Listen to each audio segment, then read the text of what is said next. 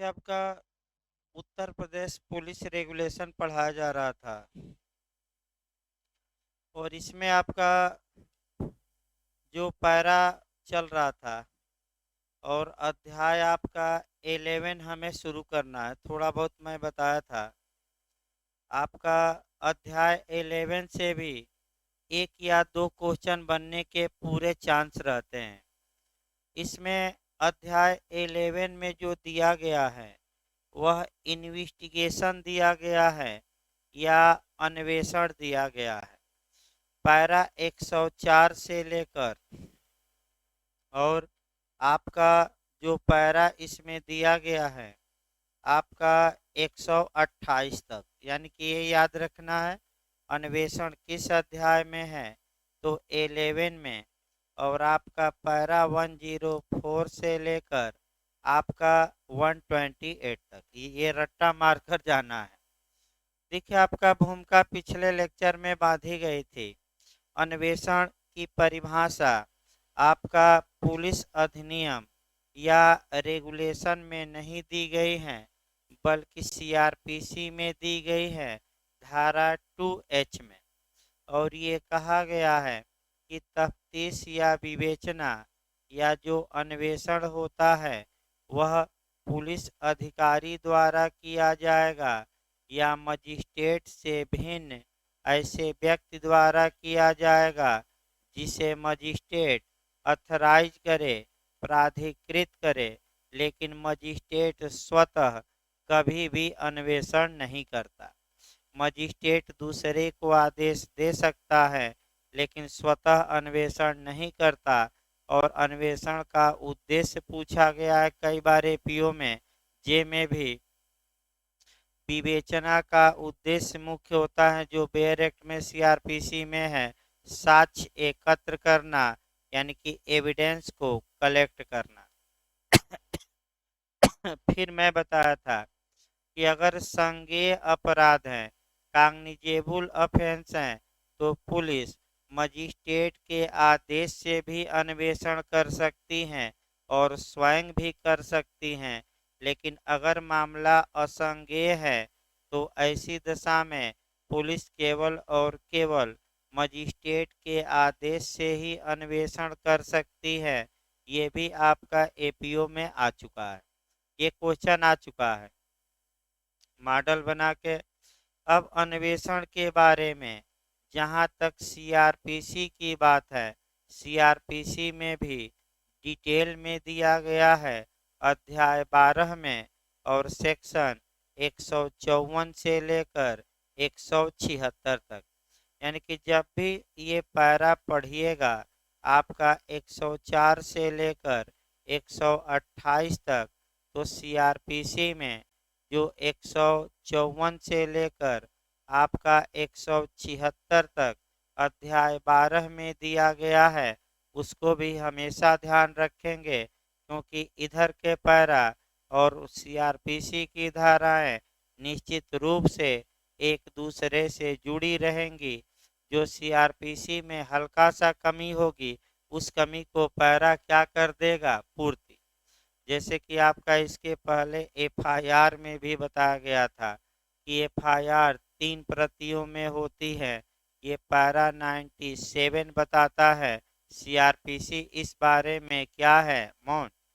तो यूपी में कितनी प्रतियों में होगा, 3। ये सीआरपीसी में नहीं दिया गया है, ये पैरा आपका कौन बताया गया था, 97। तो यानी कि जब भी ये पढ़िए तो आइए देखा जाए आपका 104 से हमें शुरू करना है पैरा। संज्ञेय अपराध की रिपोर्ट प्राप्त होने पर थाने के भार साधक अधिकारी के अन्वेषण करने के संबंध में अधिकार या कर्तव्य क्या है। तो आपका पहला बताया गया कि अगर थाने के भार साधक अधिकारी को संज्ञेय अपराध की सूचना दी जाती है, यानी कि सीआरपीसी की धारा 154 के तहत क्या दर्ज कराई जाती है, एफआईआर, तो थानेदार को चाहिए कि उस मामले में साक्ष्य एकत्र करें। लेकिन अगर मामला तुच्छ प्रकृति का है या थानेदार को लगता है कि ये सिविल मामला है और गलती से इसमें क्या दर्ज कर ली गई है, एफआईआर, तो अन्वेषण करने से क्या कर सकता है, इनकार। तुच्छ मामले, आप आईपीसी की धारा बताई गई थी 95। आपका 105 पैरा देखिए, संज्ञेय मामलों का अन्वेषण न किए जाने पर कार्यवाही की प्रक्रिया। तो आपका ये जो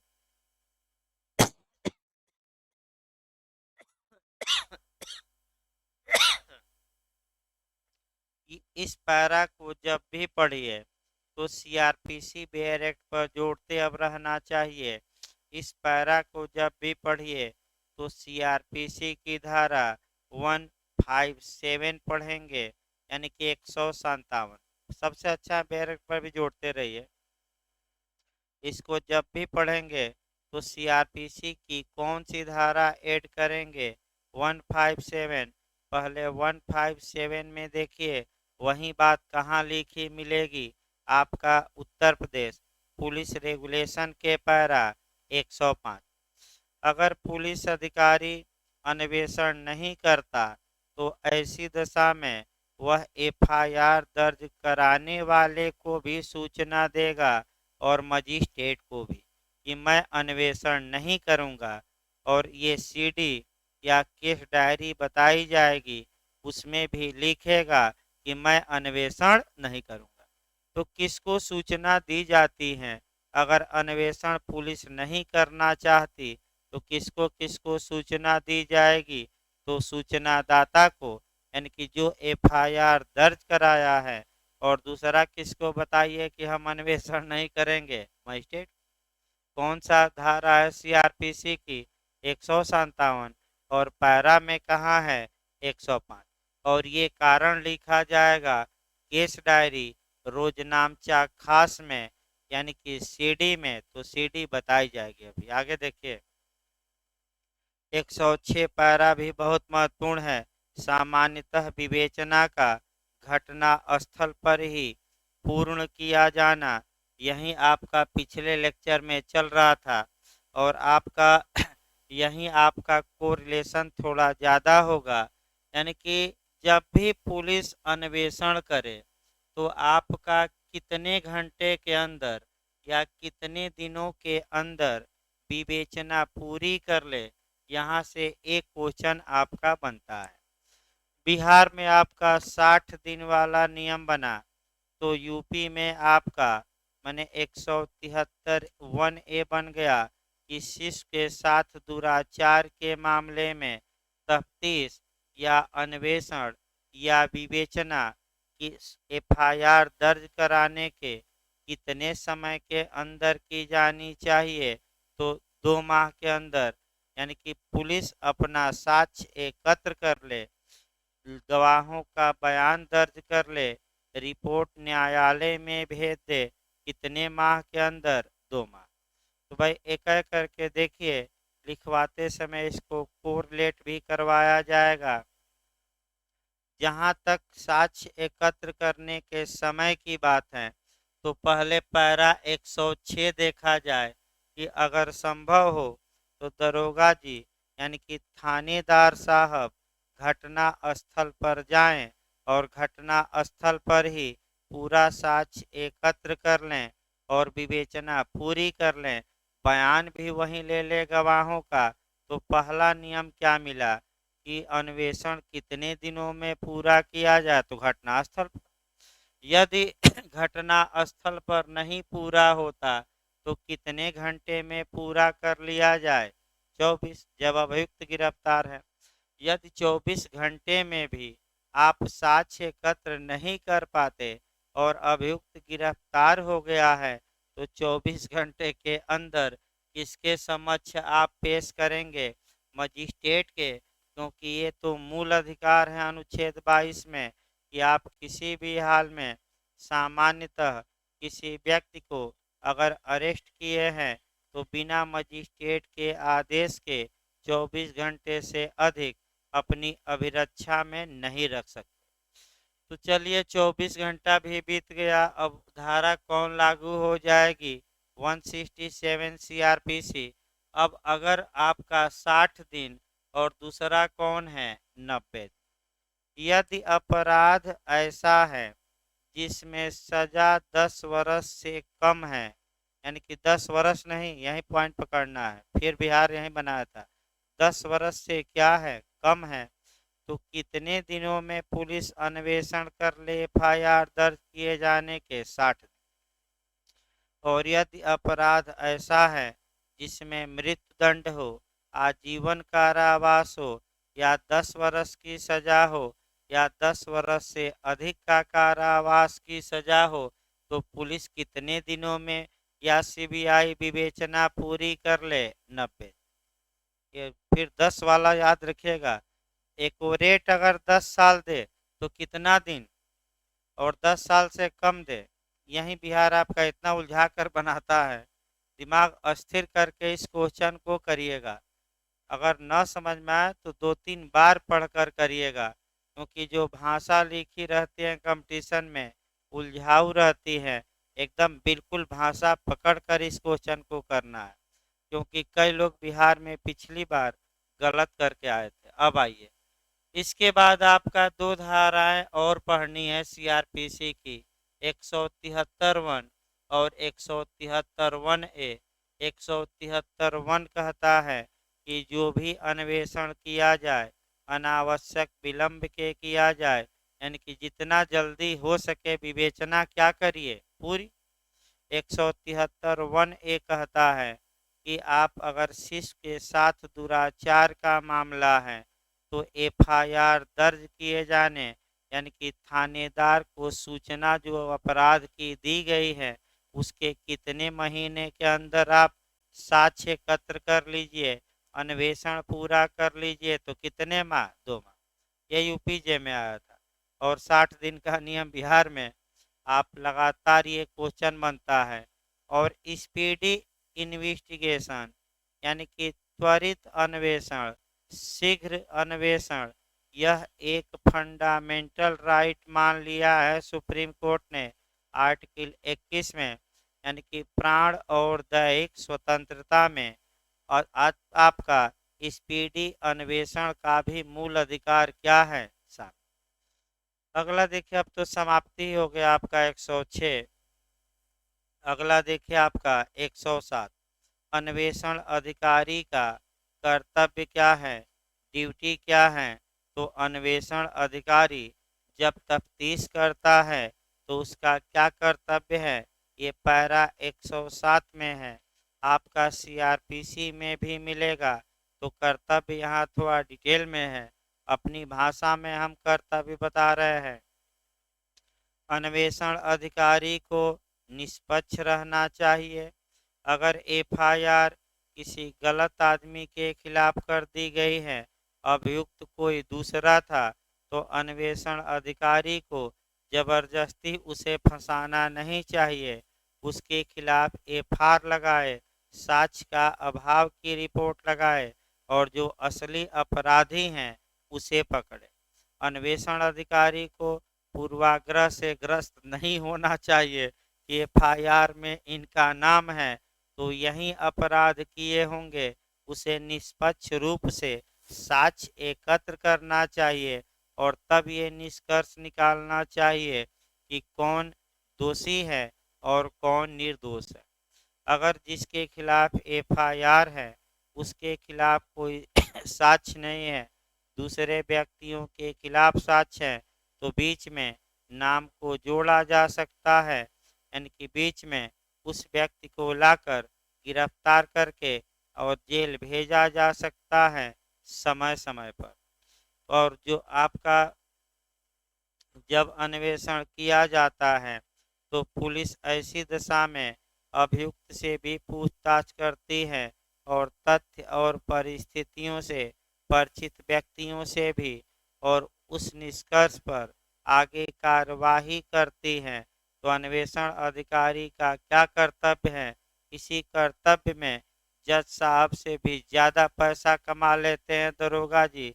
देखिए एक उदाहरण, मान लीजिए ए ने एफआईआर लिखवाई और बी और सी दो लोगों के खिलाफ ए ने एफआईआर लिखवाई है और बी मिल गया दरोगा जी से, कहा कि आप 20 लाख रुपया ले लीजिए और लिख दीजिए रिपोर्ट में कि बी के खिलाफ साक्ष्य ही नहीं मिला, केवल किसके खिलाफ मिला, सी के, बी के खिलाफ नहीं मिला। तो ऐसी दशा में दरोगा जी इस मामले में इसको एफआर कहते हैं। बी के खिलाफ कौन सी रिपोर्ट भेजी गई, एफआर की। एफआर मतलब फाइनल रिपोर्ट, फाइनल रिपोर्ट माने क्लोजर रिपोर्ट, क्लोजर रिपोर्ट मतलब अंतिम रिपोर्ट, अंतिम रिपोर्ट मतलब कि बी के खिलाफ साक्ष्य का अभाव था कि साक्ष्य हैं, अभाव। तो क्या लेकर अभाव दिखाया जाता है, और इसी में वकील साहब और दरोगा जी में रोज मैं तू होती हैं। प्रयागराज में तो गोली भी चल गई थी आपका इसी मुद्दे पर, और एक वकील साहब शहीद भी हो गए थे, अभी भी दरोगा जी जेल में है। और ट्रांसफर हो गया मामला रायबरेली, लेकिन आज तक जमानत नहीं हुई, वो अलग बात है। मैंने इसी में विवाद ज़्यादा होता है कि समझो दरोगा जी से कहा जाता है कि ये कर लीजिए, कुछ अकड़ू टाइप के होते हैं नहीं करते, और कुछ लालच वाले होते हैं तो पैसा लेकर बिक जाएंगे। जैसे कि नेता परेता है, अगर सीट लेना है, चुनाव लेना है, पार्टी का टिकट लेना है तो पैसा दीजिए, और टिकट भाजपा का क्या हो रहा है, बंट रहा है, भले एक सीट न जीते, लेकिन आप 10 करोड़ दीजिए तो पैसा आपका 1 करोड़ भी दे देंगे तो टिकट मिल जाएगा। चाहे आपका कोई भी व्यक्ति हो टिकट चाहता है भाजपा से तो अब तो भाई मिलना मुश्किल है, लेकिन 1 करोड़ में टिकट मिल जाएगा, पार्टी फंड में जमा करिए, लिए भी हैं लोग, आपका इसमें कोई शक नहीं है। तो भाई आगे देखिए, आपका 107 में कर्तव्य हैं, ये कर्तव्य सीआरपीसी में भी मिलेंगे, 160 में, 161 में, तमाम जगहों पर। 108 देखिए, केस डायरी में प्रविष्टि की जाना, यानी कि सीडी में प्रविष्टि की जाना। तो केस डायरी होती क्या है और इसका महत्व क्या होता है, और आपका केस डायरी के बारे में सीआरपीसी की धारा जोड़ लीजिए यहाँ, सीआरपीसी की धारा शुद्ध रूप से यहाँ जुड़ती है 172, 172, यानी कि जब भी आप पैरा 108 पढ़ेंगे तो सीआरपीसी की एक धारा जोड़कर पढ़ेंगे 172। अब आपका एक लाइन और क्वेश्चन देखिए भाई, अब प्रारूप पर 3 प्रारूप अब हो जाएंगे। एफआईआर का प्रारूप किस प्रारूप संख्या में दिया गया है, तो मैं बताया था, अब तो याद होना चाहिए कितने में दिया गया है, 341। एनसीआर का प्रारूप किस में है, 347। और केस डायरी या सीडी का प्रारूप किस में है, 342। एक जगह लास्ट में मैं एकत्र करवाऊंगा, फिर तीनों याद रखिए। एफआईआर का प्रारूप संख्या क्या है, तो 341। आपका एनसीआर का प्रारूप संख्या हमने क्या बता रखा है, 347। और केस डायरी या सीडी या रोजनामचा खास का प्रारूप संख्या किस में है, तो 342, यानी कि प्रारूप संख्या किस में है, 342। तीनों अब एक साथ याद रखिएगा, 2 बताया गया था, आज एक मिला, हाँ 342 है आपका। फिर एक बार देखिए, आपका केस डायरी समझने का प्रयास करिए। अब आपका 2 डायरियां हो गई, एक हमने जीडी बताया था, जनरल डायरी, अंतर भी पूछा जाता है भाई इंटरव्यू में, एक जीडी बताया था, अब क्या बताऊंगा, सीडी। देखिए भाई, आपका जीडी मतलब मैंने बताया था जनरल डायरी, रोजनामचा आम, स्टेशन डायरी या साधारण डायरी। ये डायरी थाने में रहती हैं और थाने में जो पल पल की घटनाएं घटती हैं वह जीडी में दर्ज होती हैं, यानी कि आपका जनरल डायरी में दर्ज होती हैं। जैसे कि कौन सा सामान बरामद होकर आया, कौन सा सामान बरामद होकर आया, ये दर्ज किया जाएगा। किसकी ड्यूटी कहाँ लगी है, कौन पत्र आया, कितना धन आया, किसको कितना धन दिया गया, कौन गिरफ्तार करके आया, कौन लावारिस वस्तु मिली है, एफआईआर किसने कराई, एनसीआर किसने कराई, इसका सार। यानी कि थाने के आंतरिक मामलों के लिए एक डायरी होती है जो हेड मुहर्रिर लिखता है और बैठा रहता है लिखने के लिए। और वह आपका क्या कौन सी डायरी कहलाती है, रोजनामचा आम या जीडी या जनरल डायरी। और पुलिस अधिनियम की धारा 44 में प्रावधान है। तो पुलिस अधिनियम की किस धारा में, 44 में। आगे अभी जीडी के लिखने के नियम आगे पैराओं में मिलेंगे, ये नहीं कि 44 से हो जाएगा। जीडी को कौन मंगा सकता है, कौन निरीक्षण कर सकता है, ये धारा 44 में स्पष्ट रूप से बताया गया था, लिखवाया भी गया है कि डीएम यानी कि जिला मजिस्ट्रेट जीडी का क्या कर सकते हैं, निरीक्षण मंगवा सकते हैं। अब दूसरी डायरी आपको देखना है, सीडी। सीडी मतलब आपका हुआ केस डायरी इंग्लिश में, आपका माने इंग्लिश में केस डायरी या उर्दू में रोजनामचा खास कहते हैं।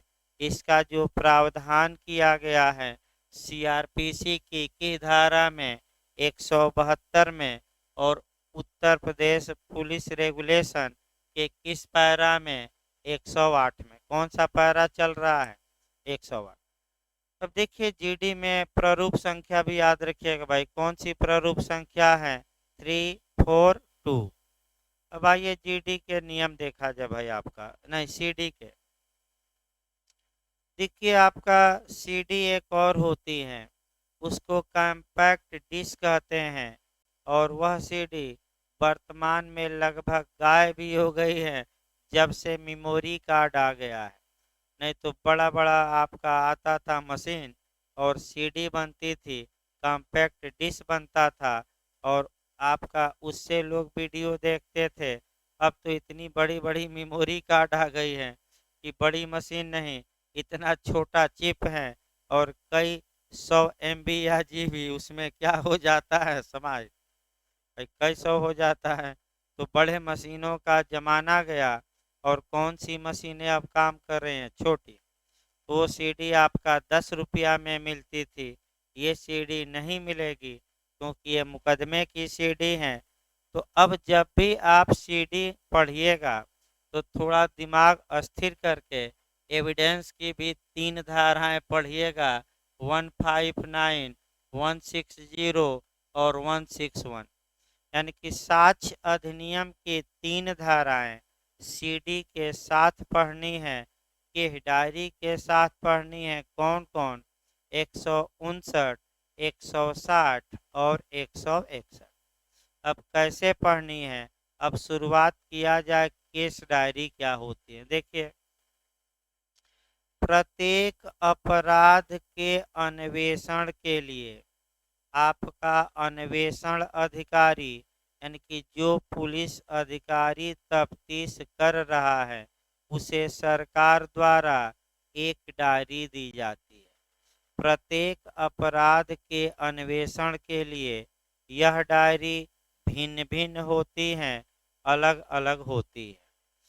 आपका वह जिल्द वाइज होगी डायरी, फिर पृष्ठांकित होगी और पूरे पन्ने पर अन्वेषण अधिकारी का साइन भी होगा, सब कुछ होगा।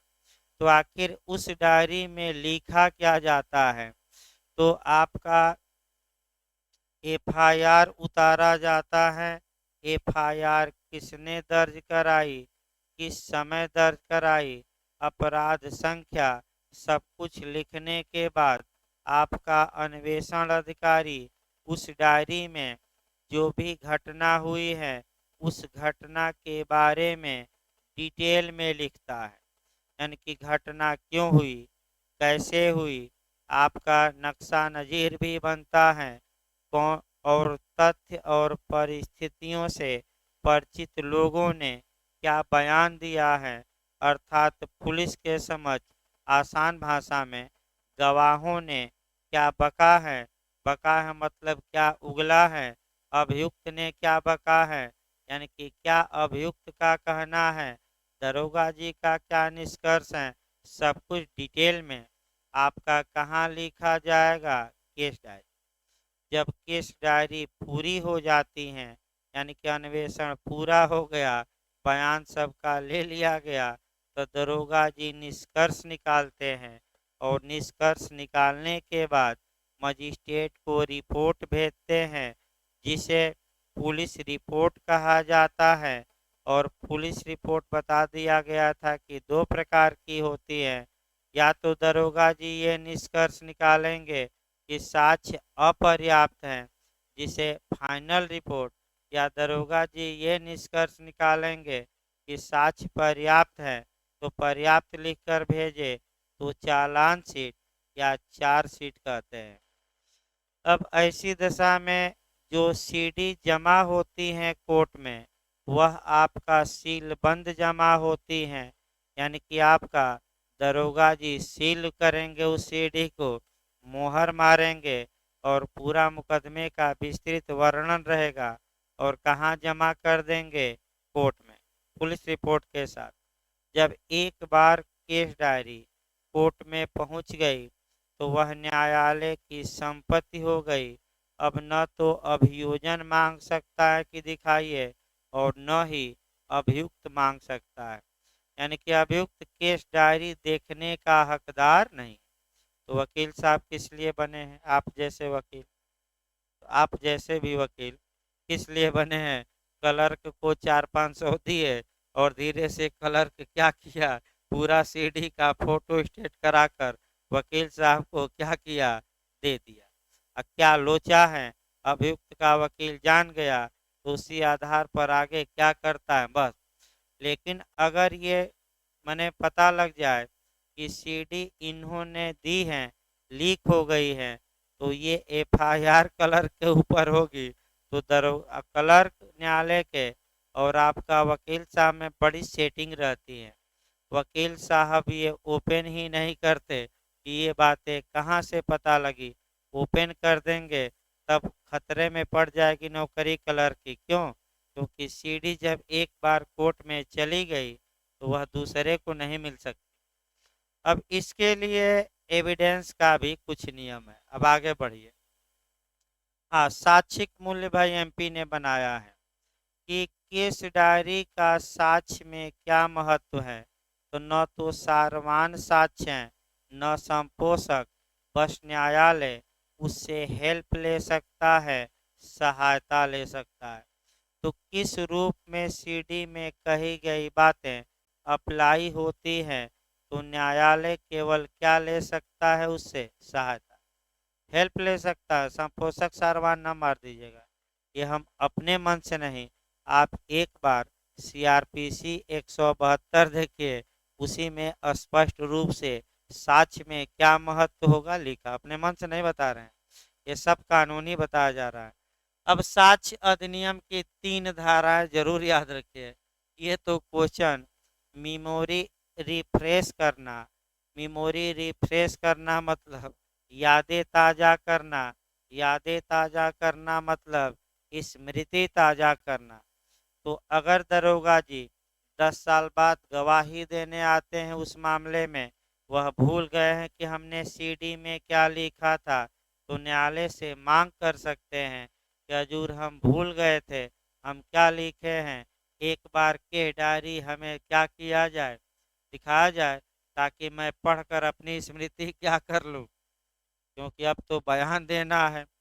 तो जैसे ही दरोगा जी स्मृति ताज़ा करेंगे न्यायालय से मांग करके डायरी, वैसे भी अभियुक्त को भी अधिकार मिलेगा कि वह उतना भाग जाने जितना किसने देखा है, दरोगा। यानी कि जब दरोगा जी देखे हैं तो हमें भी देखने का क्या है, हक है। ये हम नहीं कहेंगे, ये अभियुक्त कहेगा। तो फिर एक बार बता दीजिए, मेमोरी रिफ्रेश करना साक्ष्य अधिनियम की धारा में 159, मेमोरी रिफ्रेश करके दरोगा जी बयान देंगे 160 और बयान देंगे तो अभियुक्त भी क्या करेगा, दरोगा जी का जिरह और सीडी की उतनी बातें देखने का वह भी क्या रखता है, हकदार है। तो एविडेंस की कौन सी धारा, 161। तो तीनों एक लाइन में याद चाहिए, 159, 160 और कौन सी धारा। फिर हम एक बार बता रहे हैं, बार बार क्वेश्चन आ रहा है। स्मृति ताजा करना 159, स्मृति ताजा करके बयान देना 160 और विपक्षी का अधिकार अभियुक्त का अधिकार की धारा में है 171। धारा तो याद रखिए। तो केस डायरी आपका समाप्त हो गई। केस डायरी में जो भी लिखा जाएगा आपका, कह सकते हैं कि शॉर्टकट में लिखना चाहिए कि विस्तृत रूप में, बताइए तो। हाँ विस्तृत, तो कौन सा पैरा, 109। अब 109 न पढ़िएगा, छोड़ दीजिएगा, विस्तृत रूप से लिखना पड़ता है। इसके बाद आपका 110 आइए भाई, पैरा नंबर 110। अन्वेषण अधिकारी द्वारा किसी संदिग्ध व्यक्ति को गिरफ्तार करने पर क्या प्रक्रिया होगी। तो ऐसी दशा में अगर कोई संदिग्ध व्यक्ति है गिरफ्तार किया जाता है तो ऐसी दशा में कह सकते हैं क्या प्रक्रिया होगा, ये भी छोड़ दीजिए। 111 पूछा जाता है किसी बंद स्थान की तलाशी लेते समय अपनाई जाने वाली सावधानियां, इसको जोड़ लीजिएगा सीआरपीसी की धारा 100 से। मेंस में भी आ चुका है सीआरपीसी में। बंद स्थान का सर्च करना है, बंद स्थान की तलाशी लेनी है, खोज करना है, तो बिहार पूछा जाता है खोज वारंट। खोज वारंट माने सर्च वारंट, सर्च वारंट माने तलाशी वारंट। तो आपका ये भी आपका देखिए कैसे तलाशी ली जाते हैं, पूरा बैरक नहीं पढ़ना है आपका। बंद स्थान की तलाशी लेने के बारे में प्रक्रिया किस पैरा में है, तो 111 में है।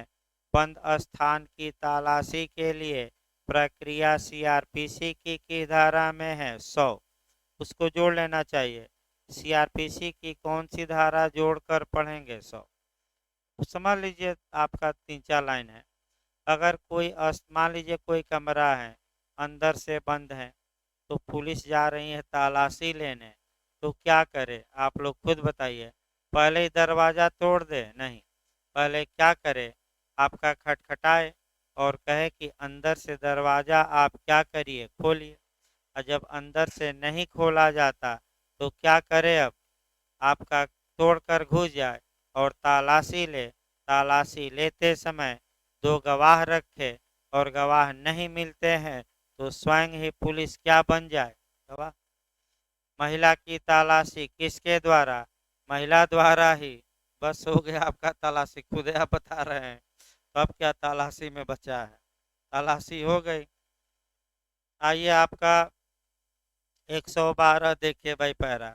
पूछताछ किए जाने वाले व्यक्ति को अनावश्यक परेशान न करना, तो ये भी आपका काफ़ी महत्वपूर्ण है, इसको जोड़ लीजिएगा सीआरपीसी की धारा 163, इसको जोड़िए। पारा 112 को आप जोड़ लीजिए सीआरपीसी की कौन सी धारा, तो आपका एक बार देख लीजिए तो सही है ना, सीआरपीसी की धारा 163 से। पहले सीआरपीसी समझिए तो अपने आप पैरा आ जाएगा। अगर पुलिस किसी व्यक्ति से पूछताछ करती है तो क्या मारे पीटे गाली दे के प्रेम से पूछे, लेकिन सीधे व्यवहार में इसका क्या होता है, उल्टा। जब तक 4 गाली नहीं लेंगे पूछताछ शुरू ही नहीं करेंगे। तो एक तो गाली देते हैं थाने में और वहीं गाली आकर कहाँ देते हैं, घर पर। तो भाई इसीलिए कहा गया है कि बाहर का समाज अलग रखिए, घर का माहौल अलग रखिए, नहीं तो बच्चे आपके क्या हो सकते हैं, बिगड़ सकते हैं। इसी तमाम पुलिस वाले ईमानदार हैं जो अपने बच्चों को अच्छी शिक्षा दिलवाते हैं और आपका घूस वूस नहीं लेते, उदाहरण नज़ीर भी बनते हैं। लेकिन वही है कि ज़्यादा लोग क्या करते हैं, अगर कोई घूस नहीं लेता तो लोग बड़ी आपत्ति करते हैं, ईमानदार बनने चले हो, देखो बचवा तुम्हारा पढ़ ही नहीं पाएगा, कहाँ से एडमिशन कराओगे। मैंने बड़ी ताने सुनने पड़ते हैं, घूसखोरों को नहीं, घूसखोर तो बदनाम रहते हैं कि खूब लूट रहा है। लेकिन अगर आप ईमानदार बन जाए, जैसे कि हमारे यहाँ ही अपना ही उदाहरण मैं दे दूँ, भाई आपका कम कम फीस में पढ़ाया जा रहा है, कोई लाख 2 लाख नहीं लिया जा रहा है, तो आप अन्य जगहों पर जाइए तो आप देखिए लोग कैसे आलोचना करते हैं कि वो तो फ्री में पढ़ाते हैं, जाकर वहीं पढ़ लीजिए। अरे वही है कि थोड़ा कम पैसा लीजिए, ताकि भाई गरीब दुखी दरिद्र भी पढ़ सके, धनी भी पढ़ सके, तो लोग उसमें भी आपका आपका माने कमी निकालने लगते हैं। और तमाम लोग आपका जाते हैं इधर उधर, फिर लौट कर आते हैं, पहले बर्बाद हो जाते हैं पैसा देकर, फिर वापस आते हैं, यानी कि लेकिन बर्बाद होने के बाद। और उसके बाद से आपका घूमते रहते हैं, यहाँ के लड़के उत्तराखंड निकाल लिए, कहाँ कहाँ निकाल लिए, और उनके साथ के ही लोग आए थे, यहीं पढ़े 2 4 माह, ब्रेन वॉश कर देते हैं कुछ लोग मार्केट में, अपना 1 2 जगह गए, फीस दिए, आज तक प्रिय नहीं निकला, 4 साल से अपना पढ़े हैं, 3 साल से, और उन्हीं के साथ ही अपना बिहार भी में दे रहे हैं तमाम लोग। ऐसे फिर आपका मन बना रहे हैं कि चला जाए, तो हमारे यहाँ किसी को रोका थोड़े गया, किससे हमने पूछा आज तक कि कहाँ से पढ़ कर आए, किसी से नहीं। भाई सबके लिए दरवाज़ा खुला है, कोई पंथ पार्टी से मतलब नहीं है, कहाँ से पढ़ कर आए हो। इसीलिए यहाँ के लड़के हैं कि एकदम मेहनत से पढ़ाया जाता है, ये को रिलेशन कोई नहीं पढ़ाएगा, पढ़ाएगा तो आपको 112 पढ़ा के निकल जाएगा, और सीआरपीसी में 163 कोई नहीं पढ़ाएगा। आप कई लोग दिल्ली से भी रिटर्न होकर आकर पढ़ रहे हैं अभी हाल में ही, मैंने आज भी बता रहे हैं कि जिस प्रकार संविधान आप पढ़ा रहे हैं, ये तो बड़े बड़े लोग दिल्ली में भी ऐसा नहीं बताते। मैंने आप जिस प्रकार कॉन्स्टिट्यूशन बता देते हैं कई शब्दों को, दिल्ली में भी बड़े बड़े एक्सपर्ट हैं नहीं बता पाते। तो भाई खासियत है, तभी हजारों लोग आपका क्या किए हैं, ऑनलाइन पढ़ रहे हैं, भले ऑफलाइन हम भी चाहते हैं कि थोड़ा भीड़ भाड़ कम रहे कोरोना काल में। तो फिर एक बार देखिए भाई, सीआरपीसी की धारा 163 भी बताती है कि जब भी पुलिस पूछताछ करे तो आपका मारे पीटे न, यानी कि न तो धमकी दे, न वचन दे, न उत्प्रेरणा दे, न किसी से दिलवाए, यानी कि कूट कर न पूछे, तो कैसे पूछे, प्रेम से। तो पूछताछ के समय बरती जाने वाली सावधानियां, तो आपका जब पूछताछ की जा रही है तो ऐसी दशा में आपका कब किसे बुलाया गया है, सावधानी बरतिए, कूटिए ओटिए न। अगला देखिए 113 पैरा, कम चांस है भाई, लोक सेवक या रेल कर्मचारी अभियुक्त हैं तो छोड़ दीजिए, कम चांस है इसका। आपका 114 से फिर पूछा जाता है नक्शा नज़ीर बनाना, यानी कि कई लोग आपका नक्शा भी बनाते रहते हैं, 114 पूछा जा चुका है। आपका घटना स्थल पर थानेदार साहब गए, मैं बताया था, अब पैरा भाई चलिए, और उनको नक्शा बनाने में घटना स्थल का दिक्कत आती है तो किसकी सहायता ले सकते हैं, आपका बताया गया था ना एक दिन, हाँ लेखपाल का, किसकी सहायता लेंगे, तो मैं बताया भी था फिर बता रहा हूँ, जहाँ जहाँ पाल लगा रहता है उनका कुछ बिगाड़ नहीं सकता, कोई नहीं बिगाड़ सकता कानून। देखिए मैं बता रहा हूँ, एक महिपाल, पहले राजा होते थे, जो मनाए सो करिए, एक हुए राज्यपाल, अगर मर्डर भी कर देंगे तो पद पर रहते हुए कानून उनका कुछ बिगाड़। और अंतिम जो लोअर कैटेगरी का है वह लेखपाल हैं, अगर चना के खेत में सरसों बोवा दे और यह नक्शा इधर उधर बना दे तो डीएम साहब को भी पावर नहीं है कि सरसों बोवा देंगे, यानी कि बोया गया था चना और लिख दिया कि गेहूँ। आपका इसी में देखिए मुआवजा, आप लोग सोच रहे होंगे भाई किसानों को मुआवजा में क्यों अंतर आता है, तो इस लेखपाल की बदमाशी के कारण ही आता है। जिनके खेत में बारिश हुई लिख दिया बारिशें नहीं हुई, और जिनके खेत में बारिश नहीं हुई लिख दिया कि क्या हुआ बारिश, तो सूखे का मुआवजा दिया जाएगा।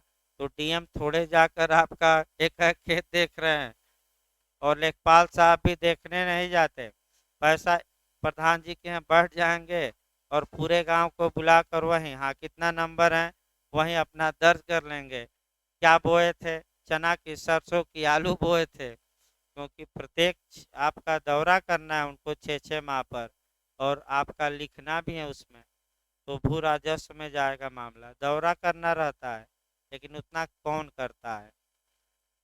यानी कि कुल मिलाकर आपका ये आया कि नक्शा नज़ीर शुद्धता से बनाना चाहिए, और दिक्कत आने पर किससे सहयोग ले सकते हैं, लेखपाल महोदय से, क्योंकि यही नक्शा पटवारी भी कहा जाता है एमपी में, लिखा है पटवारी लेखपाल।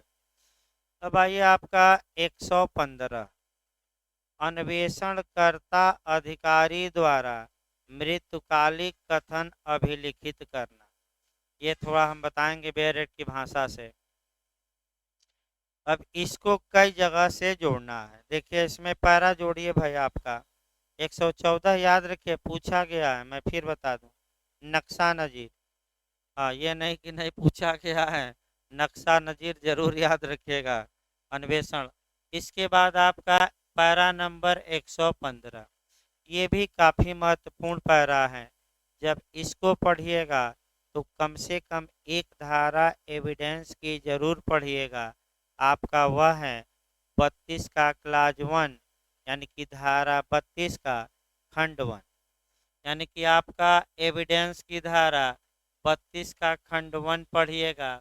इसी के साथ एविडेंस की धारा नहीं, सीआरपीसी की धारा 162, वैसे जाने को तो बहुत लंबा जा सकता है, लेकिन आपका थोड़ा मैंने बहुत लग सकता है 20 मिनट पढ़ाने में, लेकिन उतना लंबा न जाया जाए, मेन मेन चीज़ें ही कोरिलेट किया जाए तो सही रहेगा। देखिए डीडी या डाइन डिक्लेरेशन या मृत्युकालिक कथन, मृत्युशैया की घोषणा या आपका मृत्युकालिक घोषणा एक ही है। इंग्लिश में डाइन डिक्लेरेशन यानी कि डीडी कहा जाता है शॉर्टकट में। अब डीडी है क्या, ये पहले समझिए। अगर कोई व्यक्ति मर गया है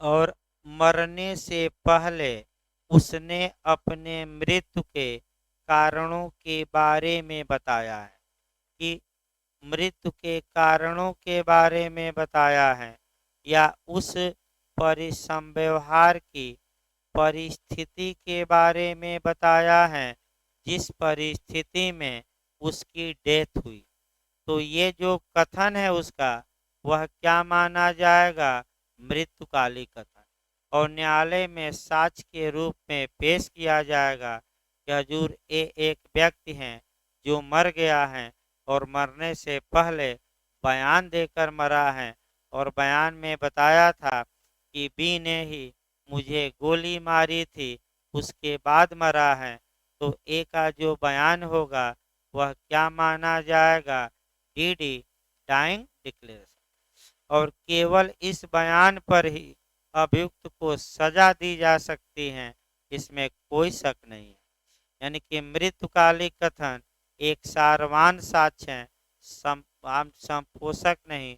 सारवान का मतलब हुआ कि केवल और केवल मृत्युकालिक कथन ही पर्याप्त है, एक बिहारी सब पे भारी, तो एक मृत्युकालिक कथन ही क्या है, पर्याप्त। पिछली बार उत्तराखंड में पूछा गया था, थी भाई वो भी हमें बताना है, थीसिस ऑफ डाइन डिक्लेरेशन, तो किस केस में मृत्युकालिक कथन का सिद्धांत प्रतिपादित सुप्रीम कोर्ट ने किया, खुशाल राव, खुशाल राव बनाम महाराष्ट्र राज्य, खुशाल, खुशहाल न लिख लीजिएगा, खुशाल राव, ये मृत्युकालिक कथन पर है। अब अगला ये मृत्युकालिक कथन हो गया, ये देखिए भाई, मृत खुशाल राव बनाम महाराष्ट्र राज्य, थीसिस ऑफ डाइन डिक्लेरेशन, पिछली बार भी उत्तराखंड जे में आया है ये क्वेश्चन, भाई पिछली बार फिर बता दिया जाए, उत्तराखंड जे में आ चुका है ये खुशाल राव। अगला देखिए इसमें मृत्युकालिक कथन किस माध्यम से किया जा सकता है, ये भी महत्वपूर्ण है। आपका मौखिक किया जा सकता है कि नहीं, मुख से बोलकर किया जा सकता है, लिख कर किया जा सकता है कि नहीं, किया जा सकता है। संकेत या इशारों द्वारा, तो क्या संकेत या इशारों द्वारा मृत्युकालिक कथन किया जा सकता है कि नहीं, किया जा सकता है। और केस फिर उत्तराखंड पिछली बार बनाया था कि क्वीन इम्प्रेस बनाम अब्दुल्ला बना, पिछली बार भी ये भी केस, तो दो केस तो उत्तराखंड का ही बता दिया गया जो पिछली बार। क्वीन इम्प्रेस बनाम अब्दुल्ला का केस किससे संबंधित है, मृत्युकालिक कथन से। इसमें क्या कहा गया कि संकेत या इशारों द्वारा भी मृत्युकालिक कथन किया जा सकता है। तो तीनों द्वारा भाई लिखित भी हो सकता है, मौखिक भी, और इशारा करके। देखिए इसमें क्या हुआ था बता दे तब आगे बढ़े। एक दुलारी नामक वेश्या थी और उसका गला काटा गया था, सांस नली कट गई थी, वह बोल नहीं पा रही थी। मजिस्ट्रेट इत्यादि साहब आए तो उन्होंने कुछ नाम उल्लिखित किया और जब अब्दुल्ला का नाम आया तो उसने केवल सिर हिलाया और हाथ, लेकिन बोल नहीं पाई। तो उच्च न्यायालय इलाहाबाद उच्च न्यायालय में 4 जजों की पीठ बैठी, 3-1 से निर्णय आया और ये फैसला दिया गया कि जो वह संकेत की हैं वह मौखिक कथन माना जाए और संकेत को मौखिक कथन मानते हुए और ये मृत्युकालिक कथन माना जाए। क्योंकि किसने चोट पहुंचाई, किसकी चोट के कारण मरी, ये मरने से पहले वह क्या की है बता कर गई। ये केस आया था, मुख्य न्यायाधीश पैथरम थे। अल्पमत में जो निर्णय दिए जस्टिस महमूद दिए, ये भी याद रखना। मुख्य न्यायाधीश कौन था, पैथरम। अल्पमत में किसने दिया, महमूद। आगे बढ़ा जाए भाई जो मेन रूप से है कि मृत्युकालिक कथन, ये भी आपका देखिए 2 क्वेश्चन अभी बनाना है भाई, क्योंकि पिछली बार जे में आया था। अपने मृत्यु के बारे में कथन किया हो कि दूसरे के मृत्यु के बारे में किया हो तब भी सही माना जाएगा, तो दूसरे के नहीं। कथन किया हो किसकी मृत्यु के बारे में, स्वयं के। अब ये नहीं कि फलाना ठिकाना कैसे मरे, उसके बारे में नहीं, यानी कि वह कथन उसकी स्वयं की क्या होनी चाहिए, मृत्यु के बारे में। सतर्क रहिए। अंतिम जो अब पैरा है उससे जोड़ा जाए। मृत्युकालिक कथन कौन लिख सकता है, तो सबसे पहले तो मजिस्ट्रेट आते हैं, मजिस्ट्रेट लिखे। मजिस्ट्रेट नहीं लिखते हैं तो पुलिस भी लिख सकती है, पुलिस भी नहीं है तो डॉक्टर भी लिख सकते हैं, नर्स भी लिख सकती है, वार्ड बॉय भी, मित्र भी, घर वाले भी। लेकिन सबसे ज़्यादा आपका मान्यता या सबसे ज़्यादा भरोसा किस पर किया जाता है बताइए तो। कौन लिखा है तो सबसे ज़्यादा भरोसा किया जाएगा, मजिस्ट्रेट। तो मृतकालिक कथन किसके समझ किया जा सकता है, किसी के समझ, पुलिस के समझ किया जा सकता है कि नहीं किया जा सकता है। हाँ, तो भी मृतकालिक कथन चाहे मौखिक कहे या लिखित कहे उससे मतलब नहीं है। किसी को जैसे ऑडियो किसी को भेजा और उसके बाद मर गया और उस ऑडियो में अपनी मृत्यु के कारण के बारे में बताया है तो 32(1) में आएगा। चाहे ऑडियो वीडियो हो आपका फेसबुक पर, उससे मतलब पूरा बता ही दिया गया, मौखिक भी, लिखित भी, इलेक्ट्रॉनिक रूप में भी, और यहाँ तक कि संकेत भी कर दिया है। तो संकेत द्वारा भी मृत्युकालिक कथन क्या किया जा सकता है, किया जा सकता है। तो आइए पुलिस द्वारा पहले लिखवाया जाए। देखिए अन्वेषणकर्ता अधिकार, पैरा 115, देखिए पूरी कहानी समाप्त हो गई है।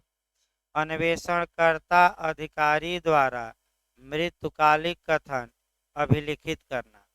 एक मामला जिसमें एक व्यक्ति इतने भयानक रूप से आहत हुआ है कि अस्पताल में पहुंचने के पहले ही उसकी मृत्यु संभाव्य है, कि लग रहा है कि अस्पताल जाने से पहले ही कहाँ पहुंच जाएगा, ऊपर। जहाँ जहां उसकी मृत्युकालिक घोषणा यानी कि डीडी लेखबद्ध की जा सकेगी, तो अन्वेषण अधिकारी तुरंत दो सम्मानित व्यक्तियों की उपस्थिति में उसे लिखेगा और घोषणाकर्ता यानी कि मृत्युकालिक कर कथन करने वाले और गवाहों के उस पर या तो साइन लेगा या क्या चिपका देगा, अंगूठा। तो बताइए दरोगा जी को कब लिखना चाहिए? जब मजिस्ट्रेट उपस्थित न हो और लग रहा कि आपका ये जो चोट लगी है, इस चोट के कारण यह क्या होगा, मर जाना संभावना है, भाई खुद ही लिख लें। लेकिन कितने गवाह को बुलाए लिखते समय? दो। कितने गवाह को?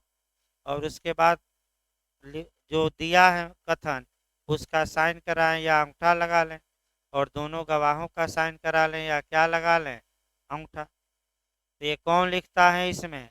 आपका पुलिस। भाई किसमें? हाँ, सीआरपीसी की धारा सीआरपीसी की धारा 162 में है कि आपका पुलिस के समझ, फिर एक बार देखिए भाई, एक धारा छूट गई थी, थोड़ा लेट हो रहा था इसलिए आगे बढ़ गया आदमी। अब पढ़ाने के तो भाई काफ़ी कोरिलेशन है एविडेंस में, लेकिन थोड़ा बहुत हमने मृत्युकालिक कथन को अपने हिसाब से शार्ट किया है, नहीं तो आधा घंटा इसी पर लग जाता। पैरा पता लगा पीछे और सीआरपीसी एविडेंस क्या हो गई आगे। भाई ये भी हमें देखना है कि कोर्स भी आगे बढ़े। देखिए आपका 160 सीआरपीसी, 160 से शुरू करिए पहले, अभी 162 डायरेक्ट नहीं। 160 सीआरपीसी के तहत पुलिस गवाहों को बुलाती है बयान लेने के लिए, सामान्य भाषा में समझिए, कानूनी नहीं। 161 में गवाहों का बयान दर्ज करती है पुलिस। 163 बताती है कि बयान दर्ज करते समय मारिए पीटिए न। और 162 बताती हैं कि बयान पर साइन न कराइए कथन पर, और बयान का साक्ष्य में क्या महत्व होगा, तो केवल खंडन के लिए, संपुष्टि के लिए नहीं, यानी कि मंडन के लिए नहीं, केवल किसके लिए? विरोध के लिए, खंडन के लिए, यानी कि कंट्राडिक्शन के लिए, आपका सपोर्ट के लिए नहीं। ये 162। लेकिन आपका एविडेंस की धारा 32(1) इसका अपवाद है। अपवाद 162 में दिया गया है कि अगर पुलिस ने किसी व्यक्ति का कथन लिखा है, वह व्यक्ति मर गया है और उस व्यक्ति ने पुलिस को अपने मृत्यु के कारणों के बारे में बताया है, तो वह भले पुलिस ने लिखा हो, लेकिन खंडन के लिए ही नहीं, बल्कि वह धारा 32(1) एविडेंस में क्या मान लिया जाएगा? मृत्युकालिक कथन। और कैसा साक्ष्य होगा? सारवान। भले किसने लिखा हो, पुलिस ने। ये आपका 162 में पुलिस भले लिखी हो लेकिन मर गया तो एविडेंस में वो आ जाएगा और मृत्युकालिक कथन माना जाएगा। तो यही तो हम बता रहे हैं कि पुलिस द्वारा भी मृत्युकालिक कथन लिखा जा सकता है कि नहीं? लिखा जा सकता है। किस पैरा में? 115। और नक्शा नजीर 114। बहुत महत्वपूर्ण है ये दोनों पैरा, 114 15। अगला देखिए 116 देखिए, व्यक्ति की कार्यवाही शिनाख्त के नियम, यानी कि आपका व्यक्ति की कार्यवाही शिनाख्त के नियम 116 में है, और वस्तु या सामान की कार्यवाही शिनाख्त के नियम 117 में। देखिए यहाँ भी काफ़ी कोरिलेट करना पड़ेगा भाई। देखिए आपका कोरिलेशन ज़्यादा यहाँ है जब भी आप 116 पैरा पढ़िए और 117 पढ़िए, तो कहाँ कहाँ से आपको कोरिलेट करना है?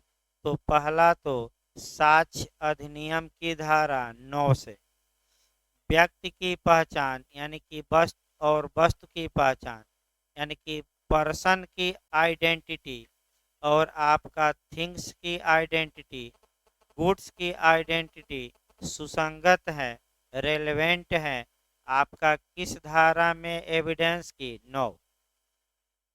फिर एक बार देखिए, व्यक्ति की पहचान क्यों आवश्यक है?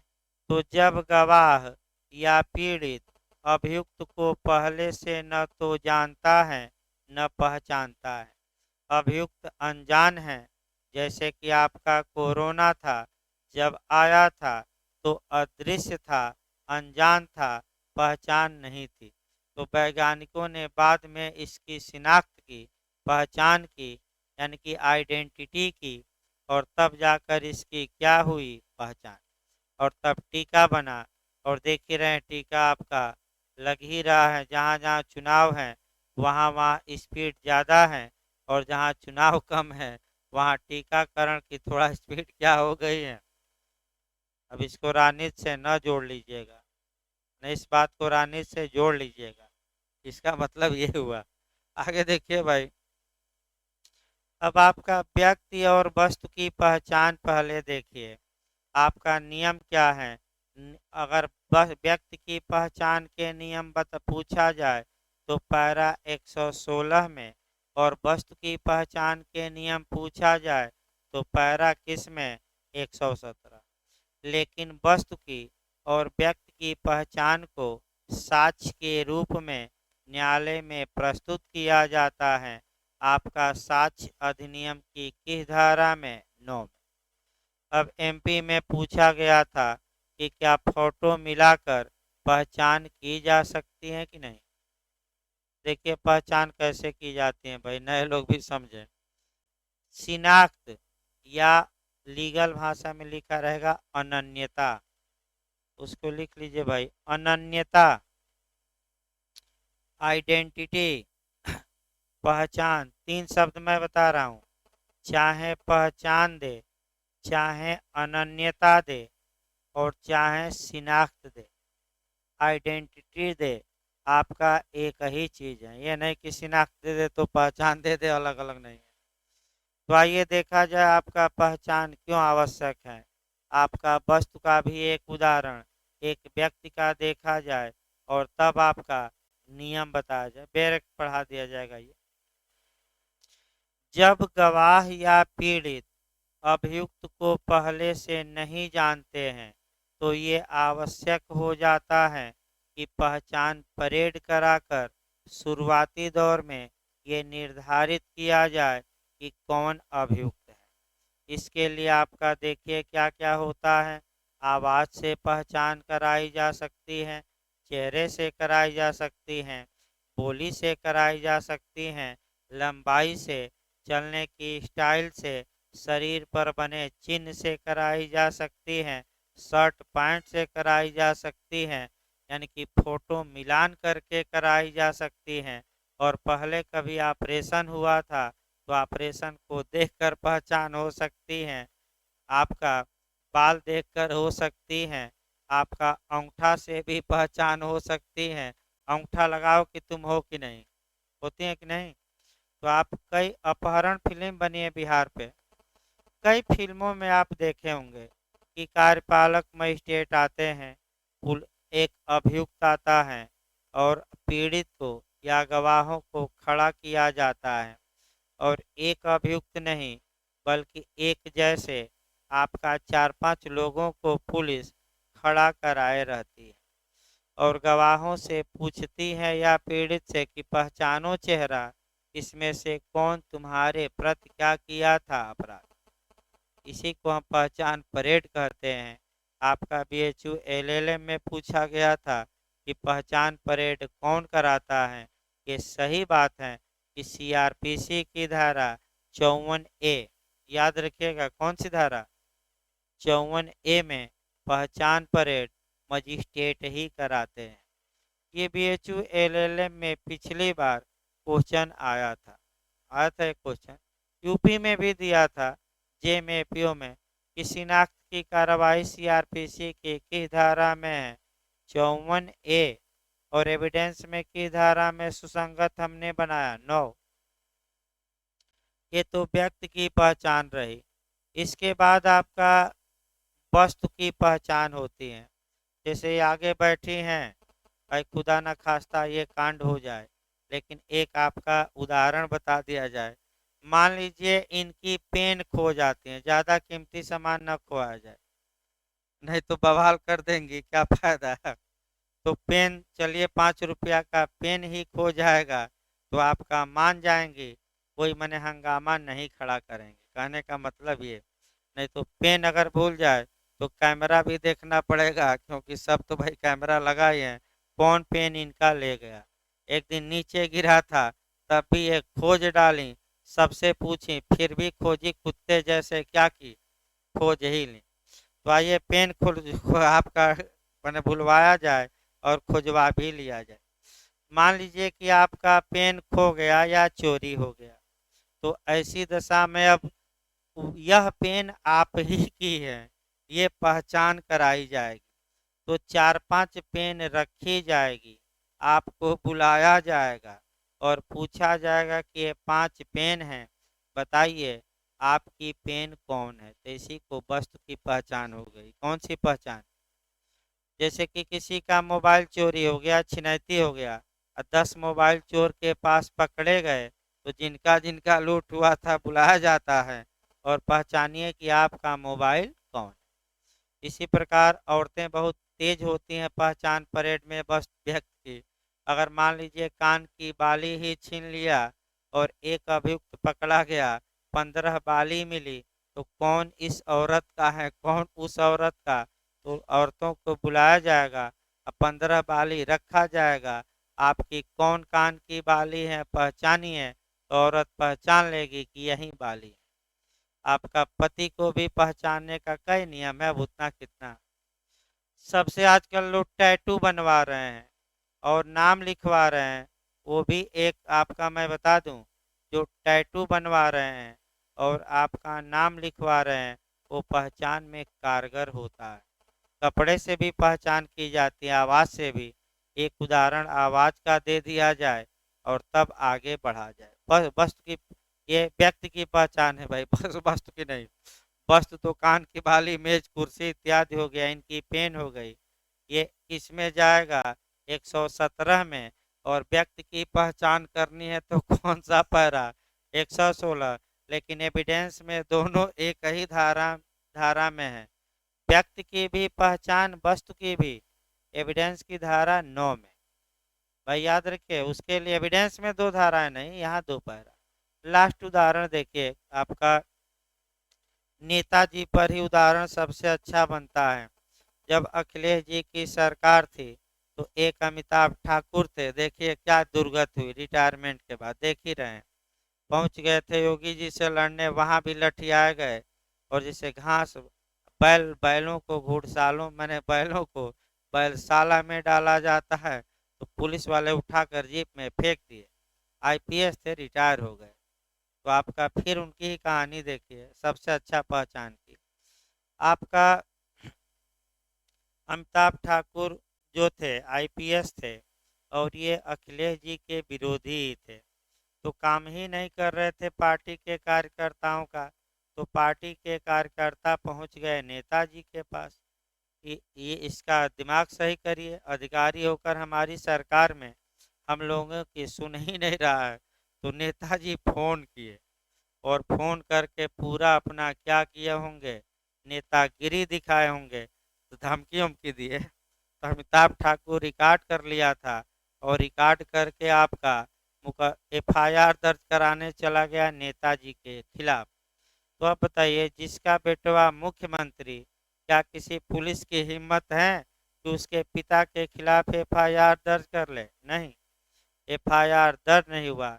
सीआरपीसी की धारा 156(3) के तहत ये गए मजिस्ट्रेट के पास, फिर एफआईआर का आदेश हुआ, दर्ज हुआ, फिर पुलिस एफआईआर लगा दी, फिर आपका गए प्रोटेस्ट पिटीशन लगाए, तो अंत में मजिस्ट्रेट ने आदेशित किया कि नेताजी के आवाज़ की सैंपल की जांच ली सैंपल लिया जाए और इसे लैब में भेजा जाए, और जो ऑडियो ये पेश किए हैं और नेताजी की आवाज़ का क्या किया जाए मिलान।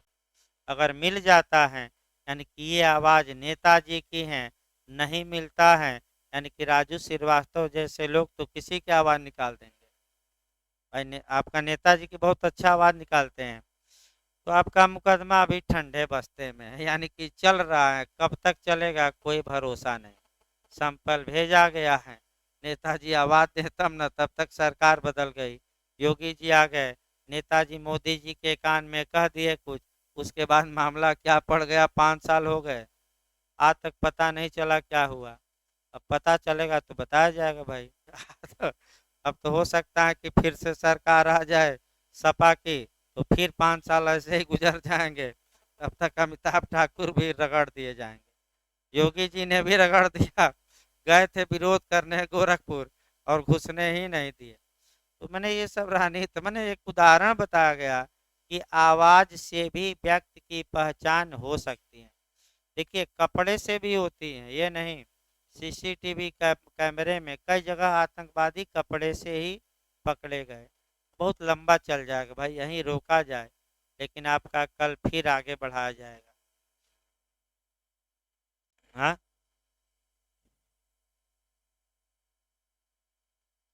तब क्या, अभी तो ये नैनी का ही मामला आया था, मरा कोई और था, मार दिए कोई और। तब क्या किया जाए। और न्यायालय ने अन्वेषण अधिकारी से रिपोर्ट मंगाया कि कहाँ गलती हुई क्या। वो तो जांच का विषय है ना, बस जांच होती रहेगी।